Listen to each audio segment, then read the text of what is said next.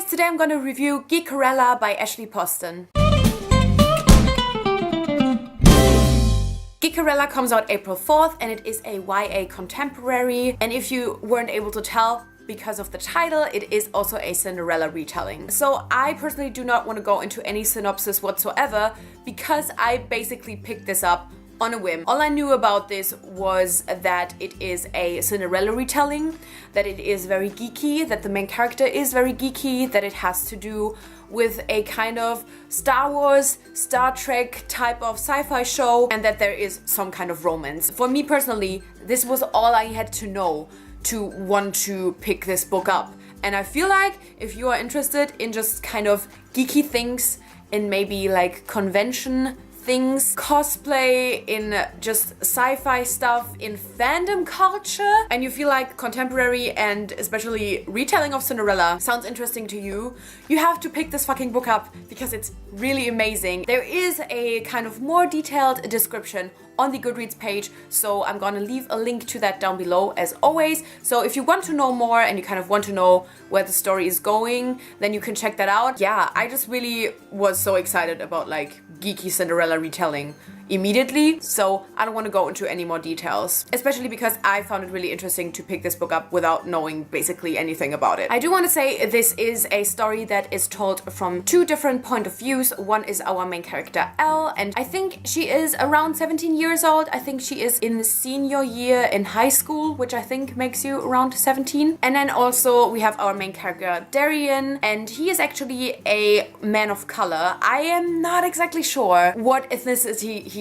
exactly is, but we get the story kind of equally from these points of views, and they are both very different, and I really like that. Like, we had Elle, who's kind of, you know, the Cinderella of the story, and she kind of lives a very, well, normal is not really the word I would say, but like normal people life, whereas Darian is kind of a TV show star, and it was just really interesting to see these different points of views. Also, I do want to mention there is a lesbian side character and another queer side character in the story. So as I said, this is a Cinderella retelling, and I really like this aspect. What I found so interesting was that even though you obviously kind of know where the story is going and you can really figure out things, there were still surprises and there were still things that really impacted me. I mean, if you know Cinderella, you know there is this part in the story before Cinderella goes to the ball where, you know, her dress gets destroyed, and the way this was done in this story broke my heart so much that I actually had to put my Kindle down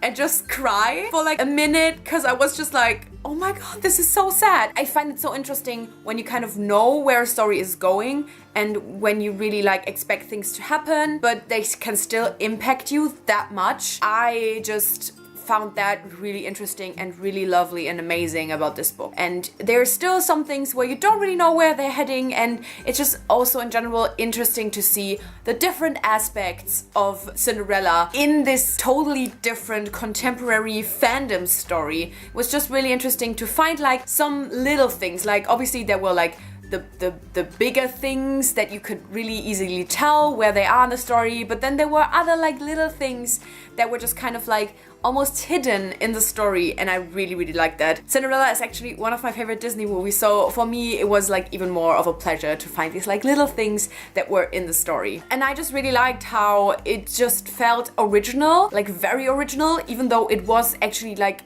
a really close retelling. The story had these kind of sad parts, but in general it was just very cute and fluffy and definitely felt like a fairy tale in some parts. Although I do have to say that kind of led me to sometimes having to kind of suspend my disbelief, because I don't know, there were just things that seemed very fairy tale-ish, but because we were in a contemporary setting, it was sometimes like, I'm not sure if this would happen like this, but for me it was fine. I never felt like, oh my god, this is annoying, or, you know, I can't like find this realistic, or I don't like the book because of that. It was just a few parts where you could tell that this is inspired by a fairy tale. Another like negative thing was that I thought there were some slower parts in the middle and some things where I just wanted like, okay, can we like get to something now? But in general, I couldn't really tell you like any flaws in this book. I thought it was a really, really great book, and like just this kind of suspending my disbelief and being a little bit slower in the middle are like the two only things that were kind of like not 100% amazing to me, but like I still love this book. Like honestly, I couldn't tell you anything else that I didn't like about this book. What I really liked about this, and I hate to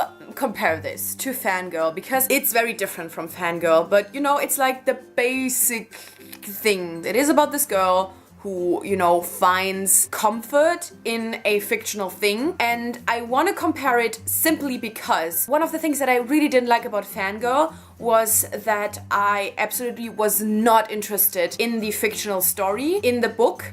And all of the like parts from the Simon Snow story were so boring to me. I just didn't care, and I skipped lots of them at the end. I just didn't even read these anymore. Whereas the fictional sci-fi TV show Starfield, that was kind of the big part of the story, I'm so invested. I'm like actually so invested, and I absolutely loved that Ashley Poston was able to make me love this fictional TV show so much. Like, I am so invested. I actually like want it to be a TV show, or I want a book written about this. I loved it. I was really invested. That seemed so like amazing and wonderful to me, and I'm so glad that this was something that was able to be done in this, and that's why I think if you had similar feelings about Fangirl, you definitely need to pick this book up, because I think you're gonna love this. In general, the geeky and just in general the fandom elements in this story were definitely my absolutely favorite part. I mean, the different dynamics, like some of the friendships and also the romantic relationships were really nice, and as I said, it was a cute and fluffy story,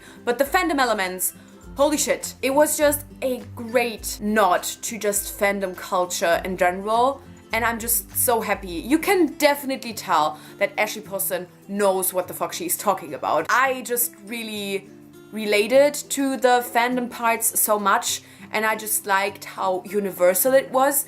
I could just relate like books and video games and movies to this like one sci-fi TV show. Just the feelings that we all have, even if it's different fandoms, they're all the same. It's just different fandoms, but we all feel home in these different fandoms, and I thought that this book was able to pull this feeling off very, very well. For me, especially after just having finished one of my favorite trilogies, I kind of felt like, oh my god, like I'm weird. Like I spent days crying about my favorite trilogy ending and being sad about it, and just kind of, you know, having this loss almost and like feeling empty.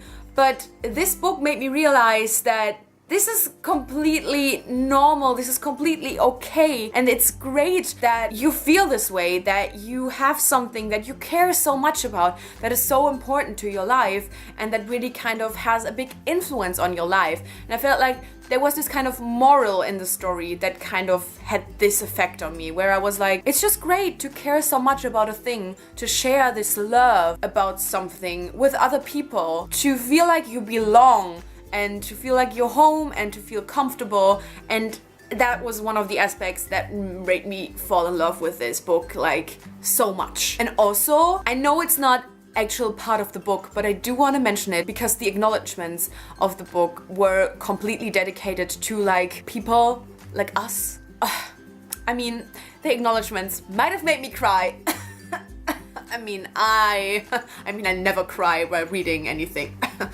And yeah, I don't know, you could just really tell how much passion and soul and heart went into this book. That just made me unbelievably happy. Oh my god, like I a million times want to recommend this book because it was beautiful. It celebrates fandom culture, it has a really cute romance, it has some really interesting family and friendship dynamics, and I just want everyone to read it, and I want everyone to talk to me about it. So if you have read Geekerella, please let me know down in the comments, and if after this review you want to read it, also let me know about it. And if you have any other recommendations for similar stories like this, where it really just kind of celebrates fandom culture, please let me know. I'm so in love and I need more books like this. Anyway, thank you so much for watching, and I guess I'll see you soon. Bye!